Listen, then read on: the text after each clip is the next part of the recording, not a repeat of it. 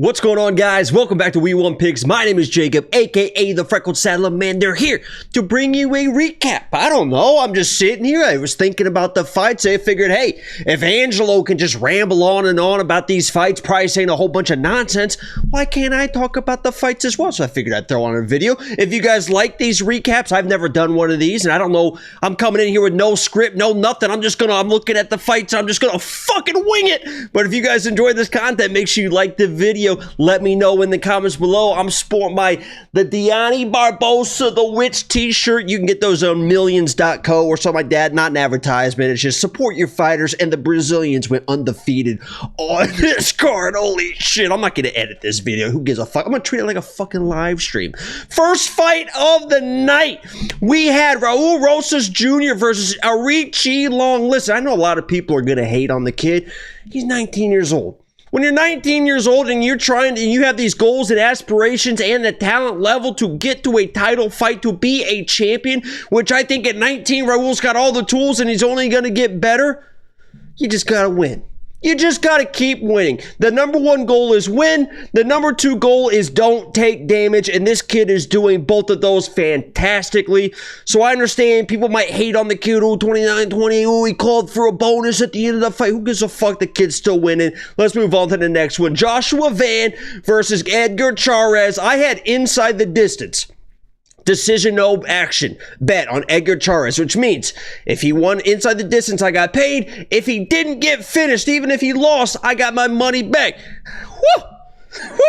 Thank you, Edgar Chairez, for surviving that onslaught from Joshua Van, nearly getting a finish on his own. Saved my bet and nearly hit that bet. I said it was the best value on the card. I got that for plus 140 plus money, and I thought that was absolutely incredible value. And I know a lot of people are going to come out of this fight and be like, Joshua Van just ain't it. We thought he was good, but he just ain't it. I think the guy's good. If he comes in and he gets that finish on Edgar Chairez, what are you going to say? Because most of those people do get finished in that situation. So if Joshua Van gets that, whatever it was, first round, second round, finish, third, I can't remember what round it was. But if he gets that finish and leaves that fight, people are going to be like, oh, Joshua Van handled the knockout, came back, got a finish, looked good. He still looked good. He just couldn't quite get the finish on a guy that is very hard to finish, has never been finished. So, or never been knocked out, I don't think. I think he's been submitted. But, I mean, I thought that was a great bet on my part. I think Joshua Van is still that dude that can be a contender. As long as he stops taking this fucking damage, and you think he's got the skills to be a real contender. Ketlen Souza versus Yazmin. I told you guys, I sat here and I told you guys that Ketlen could throw that fucking shit. Huh? You got baby chin Yazmin who likes to get in the pocket and throw extended combination, really clean boxer, but anybody's getting hit. Nobody's leaving a fight not getting hit at least once. And I told you guys that Souza was going to be able to throw that heavy ass shit. That's why I did pick her in the Tuesday breakdown. But I didn't quite bet on her. I will say I did have a bet before the fight started. I was scrolling on her Instagram one last time. I saw that she was teaching a jiu-jitsu class. I put $50 on her to win by submission. That won $1,400 that actually hit. So I picked Ketlen Souza. I know the safety parlay was on Yazmin. I have nothing to do with the safety parlay. Sometimes I will go against the parlay. I don't give a fuck about the goddamn safety parlay. I picked Souza. I didn't put money on him or on her in premium, but I had some money on her. And you guys know sometimes when I'm picking these female dogs, they're hitting like crazy lady. She was the Brazilian that won. Ignacio Bahamondes versus Manuel Torres. Bahamondes is the real deal, right? I picked Manuel Torres, but I thought that he could land the big shot. Bahamondes typically does get hit, and he was getting hit a few times, but showed a good chin, showed that he is just an unbelievable technical boxer. Bahamondes is the fucking real deal. He is going to be a problem in this division as long as he can continue to keep cutting that weight. Right? Because what, 20, 25 years old, something like that. He's still kind of growing into that fucking grown man body that I've got. I think he's going to be a real fucking problem. Norma Dumont versus Irene Aldana. I was very high on Dumont. I sat here on Tuesday and I said if she was a bigger underdog, because I got her at plus 100, I believe. Don't quote me on that. For premium membership, I did have a premium bet on Norma Dumont. I was very high on her just because I thought that she was going to be able to work in some wrestling. Didn't fucking need it. Was moving backwards the whole time, but pumping out that jab. Good footwork. Absolutely destroyed Irene Aldana. It's a shame that she did get that cut from the headbutt, but she was losing that fight no matter what. And that cut was fucking disgusting. So another dog hit, and I said, I didn't finish my sentence. I said on Tuesday that if she was a bigger dog, she was going to be my lock of the week. That's how confident I was in Norma Dumont. Hopefully you guys won some money on that. I did for premium members. We got that at plus money, I believe. Norma Dumont dominated. Brazil was 2-0 at this point. Ronaldo Rodriguez versus Ode Osbourne. Thank you, Chris Ty Lonely, because not only did I have a money line for premium for Ronaldo Souza, I had inside the distance decisional action again, just like on Chairez with Ronaldo Rodriguez. I'm like, this guy is a tough son of a bitch. I said my breakdown, he doesn't get overwhelmed with anything. He will just continue to do what he needs to do. That's exactly what happened in this fight. Got dropped. Chris Ty Lonely was like, he almost jumped in and made up for every wrong that he has done with us in the past. Made it right. Didn't stop the fight. As I said, Ronaldo was a tough dude, just kind of went about his business, got it out of the sub, got the third round, got that kind of takedown there at the end and really sealed that fight. Some of the scorecards were a little bit surprising. Ode didn't get a 10-8. Ronaldo was getting a 10-8 for the second, but it is what it is. Ronaldo came to play. He's always going to be in these fights because he does get hit, but he is also super powerful in his own right, and he knows that he's only a blue belt. Oh, blue belt, and he's grappling like that. I love Ronaldo. We'll see what his matchup is for his next fight. Next fight, we had lock of the week, man. Esteban Ribovics versus Daniel Zellhuber. I almost said Manuel Torres. Daniel Zellhuber. And whoa! Did I break down this fight perfectly? I said it was going to be a 50-50 fight. It was my lock of the week based on value. I thought there was no way in hell that Ribovics should have been a plus 200 dog. Are you fucking kidding me? This guy is nonstop pressure, nonstop pace, unreal power, and can eat a shot as well, and is a high IQ guy. I said that this was probably going to be a split decision. I was a little bit surprised that it was a split decision. I thought that Ribovics won 2 rounds pretty clear. Hell, I thought he won. I watched it again at the gym. I thought there was a case where Ribovics won all 3 rounds with a 10-8 round in the 3rd round. Was I a little bit biased? Maybe, but he was the one pushing forward. He was the one in my mind that was landing the bigger shots, even when the numbers are basically even and one person is moving forward and that same person is landing the bigger shots, in my opinion, you're going to win those rounds. And I thought that Ribovics did that in the 1st. I thought he did that in the 2nd, and obviously nearly finished the fight in the 3rd. I think Daniel Zellhuber is still a good kid. He's going to be fine moving forward. This was just a very high-level matchup. Both these guys could be top 5 guys in a couple years in this division, but Ribovics, lock of the week, got it done just like I said he would in a close fight. He would find a way to dog that out. 3rd round, gets dropped by the elbow, gets up, nearly finishes the fight. That's why he was the lock of the week, and that's why I'm still a fucking GOAT at lock of the week. That's 4 in a row now. We've hit 8 of the last 11. And someone brought it to my attention in the Discord today. The last male fighter to lose as the lock of the week was Charlie Radke like fucking 3 months ago. The last 4 or 5 losses we've had a lock of the week were females. It was a couple Brazilians. It was that fight where the fight does not go the distance. It was so the last male lock of the week to lose was 3 months ago. It was Charlie Radke. We're on fire. Next fight was Diego Lopes, Brian Ortega. Diego looked absolutely incredible from bell to bell. Brian Ortega never looked like he was really in that fight. Obviously almost got finished in the 1st round. The commentary was crazy, acting like Ortega was having success. Diego was basically doing whatever he wanted in there, landed the bigger shots. Ortega is just, against high-level competition, he is just tough. I mean, he really is tough, and if the toughness will end up breaking you like it did against Yair, he can win the fight. He tried to flip that switch and put the pressure on, but Diego was doing what he needed to do. Good footwork, good and out, was staying out of the big shots of Brian Ortega, landing the big shots of his own, and I told you guys he wasn't going to be scared to fucking grapple a little bit, so I could tell. The announcing said that he wanted that sub, and I know that he wanted that fucking sub after hearing about Brian Ortega's submission threats the entire fucking forever, probably the last 6 months, since the first fight was announced. He probably did want that sub, but he ended up winning that fight, looked great doing it. I can't wait for him to fight Movsar Evloev next year, 2025, for the title, because Ilya is going to beat Max.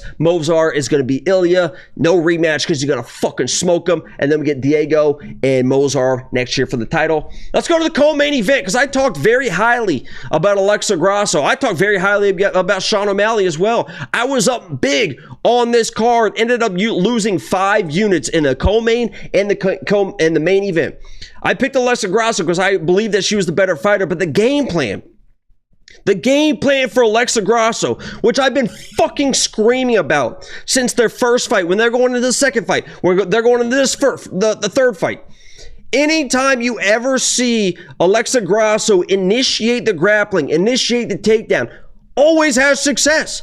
I'm not saying she gets every takedown, but she's good off the scrambling when she is the offensive person. And how her team never saw that, I have no fucking idea, because I can see it clear as day. And what happened in that fight that we saw last night, the only fucking moment of success in the entire fucking fight was when Alexa Grasso shot a takedown, got a takedown, and was on Shevchenko's back within 5 fucking seconds. Boom. Initiate the takedown, got the takedown on the back, because Chevy is not a girl that's going to go into the guard and slowly work back to the feet. She does not want to be on the ground. So she is going to immediately give up her back to get up to the cage, to get underneath, to try to get back. And Alexa Grasso is so good at getting the back of people. How her camp could not put 1 + 1 = 2. And even in that fucking fight, she shoots a takedown, gets the back, slides off. There was not a single another takedown attempt in the entire fight. As soon as Alexa Grasso got taken down in the first round, the second round was getting ready to start, and I think it was Diego told her, just be more active in your guard. She lost that fucking fight. She needed to get back to her feet and use offensive wrestling. You can't just sit around and fucking wait. You saw what happened with Sean O'Malley too. You can't just fucking wait to get wrestled. You have to either fucking be offensive so they can't really wrestle, or you have to wrestle the wrestler. Alexa can wrestle. Anytime in any fight she initiates the grappling, she has crazy success. Why wouldn't you come in and fucking wrestle Shevchenko? You shot one takedown, nearly got her fucking back, and no other attempts were made. Her camp, her team, I believe, failed her if she came in with an offensive wrestling game plan, because Chevy really didn't look crazy good. She got the takedown, she got the control, but she wasn't really, she was working for a head, an arm triangle a little bit, but I thought Shevchenko still looked a little bit flat in there, and if he took the fight to her, that's where Alexa should have had the success, but she didn't. She laid a fucking egg, looked terrible fucking doing it, just like the main event, Sean O'Malley. He came in looking like he had weights in his fucking hands, weights in his fucking feet. He looked scared out of his fucking mind, and that was an embarrassing performance. I had money on Sean O'Malley because I thought he was going to be Sean O'Malley. Now, not 1 second of that fight was that Sean O'Malley. And you have to credit, I'm not taking anything from it. You have to credit Merab and the game plan, because that was the most incredible game plan of all time, because it did a few things. The game plan was to just bounce around, wait for Sean to bring the pressure, because that eliminates two things. Number one, Sean is bringing the pressure. He is not counter-striking, and that's what Sean does best. So they eliminated the counter-striking from Sean O'Malley. The second thing is, Merab is good enough wrestler to be able to wrestle off his back foot. A lot of times with these wrestlers, you want to pressure them, because when they're backing up, when they're on their back foot, they don't really take these good shots. They can't really set stuff up with their hands, and when they're taking those shots, it's a little bit more telegraphed than the open. With Merab's ability to get takedowns off his back foot and getting Sean to pressure him against the cage, Sean thinking, I have to pressure the wrestler, this allowed Merab to get open mat takedowns, right? Because usually the wrestler wants to pressure, and I'm sure Sean was very capable, when you've seen him in the past, capable to defend the takedowns when he's against the cage. And anytime Merab ran him against the cage, you saw Sean's ability to defend the takedown a little bit and also get back to his feet against the cage. But Sean, backing up, avoided the counter striking of Sean, and once Sean committed to some shots, thinking Merab can't shoot off his back foot, he was able to get those shots, get those open mat takedowns, and get a lot of control with Sean not against the fence to be able to get those takedowns. So the game plan was absolutely beautiful from Merab. Sean looked like he was scared out of his mind to do anything. At no point in that fight was Sean ever bouncing around and switching stances and throwing shit and head pumping. I mean, from the moment that fight started and Merab started doing his boom, boom, boom, boom, Sean was like, oh no. He literally was like, oh no. And Tim Welsh fucking failed Sean O'Malley as well. There was no adjustments. There was no anything. If I was giving advice to Sean O'Malley, I would have told him, fucking plant your feet in the middle of that octagon. We're not going to fucking keep following him around, because every time you're following him around, you're not engaging. It's just empty pressure. You're not engaging. And then once you do, you're getting taken down every time. So we're not going to keep fucking doing that. We're going to stand you in the middle of the fucking octagon. And when Merab is dancing around, you're just going to stand there with your fucking hands on your hips, and you're going to stand there, and he's going to dance around, and Herb's going to be going, fight, you got to fight, you got to fight, and the crowd's going to be booing. But guess what? It's his job to fight you as well, and we're going to fight his ego, and we're going to make him come to you in the middle of the octagon, and then we're going to use our slick counter striking, and we're going to say, you have to fight me in the fucking middle. I'm not going to keep following you around and falling into these bullshit fucking takedowns. Sean, you're going to fucking stand there, you're going to make him come to you, or you're going to let the ref get involved, because at this point we're losing the fucking fight. Your pressure is doing nothing. You don't have that same pop. I don't know what your footwork's doing. Stand there, let him come to you, and we'll let Herb Dean decide if he wants to fucking cancel a fight or something because you're standing there. You're going to fucking lose anywhere. That would have been my game plan. None of this gentle parenting that Tim Welsh was doing. Find yourself on the stool. Okay, good. Get deep breath, Sean. Great. Deep breath, Sean. Hey. A little more footwork, okay? A little more footwork. Okay, deep breath. Hey, there you go. You're the champ, Sean. You're the champ, Sean. Let's fire these fucking fighters up, man. Hey, Sean. You're getting taken down like a fucking bitch right now. Your pressure is empty. You're not doing fuck for shit. When you're getting taken down, let's see a fucking scramble. Let's act like you give a fuck in there, Sean. I guess we wasted the last fucking 4 months of our lives. That's what we did. We wasted our lives. Remember when you were in training and you're fucking hating your life? Well, guess what? You fucking did that for nothing. You fucking did that for nothing, dude. All that running we did, all that fucking training, all these weight cuts, everything, guess what? You just fucking threw it away. You threw it away because you're fucking scared of this dude. Look over at that fucking troll dude right now, smiling and fucking laughing at you, dude. Are you kidding me? That's who you're fucking scared of? This 4'8" troll that just wants to hold on to you? Get the fuck in there and punch him in his fucking face, Sean. We worked too fucking hard. That would have been something like that. That was a little bit longer than a minute, but I would have just said that shit and just kept. I mean, Tim Welsh is yelling the fuck shit anyway. I would have just kept yelling that shit. I don't know what this video turned into. That's the recap, guys. Lock of the week hit again. I was down. I lost 5 units on the co-main and main. And I ended up down just over 1.5 units, something like that.